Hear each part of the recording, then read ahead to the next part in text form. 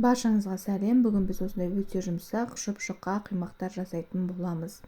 Менің арнамнан түрлі тәтті дәмділердің рецептерін табасыздар. Жазылып, қоңырауды басуды ұмытып кетпеңіздер. Ең алдымен біз бос құрғақ ыдысымызға берілген мөлшердегі сүтімізді, тұзымызды, қантымызды қосып жақсылап тұрып араластырып аламыз. Берілген барлық мөлшерлер описанияда төменгі жақта жазылып тұр.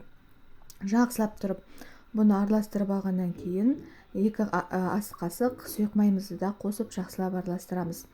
Барлық масса бір-бірімен араласқан соң, осы араласқан массаға біз бір жұмыртқамызды қосып, оны да жақсылап тұрып сүтпен бірге араластырып аламыз.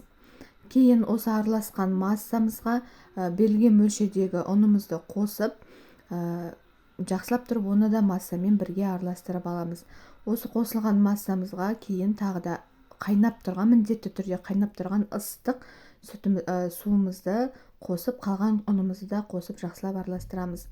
Бірде-бір түйіршіктер қалмауы керек, сондықтан жақсылап араластырыңыздар. Видеодағыдай консистенция шығуы қажет. Кейін осы қимағымызды біз пісіретін боламыз, яғни қызып тұрған табада, орташа отта бір жағын қызарғанша жақсылап пісіріп аламыз. Қызарғаннан кейін оны аударып, екінші жағын 1-2 минут пісіресіздер, ол жағы да қызарғанша.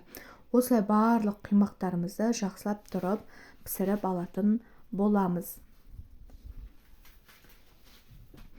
Барлығын өстіп видеодағыдай етіп пісіріп аласыздар. Міне осындай өте керемет, дәмді жұқа қимақтарымыз шығады.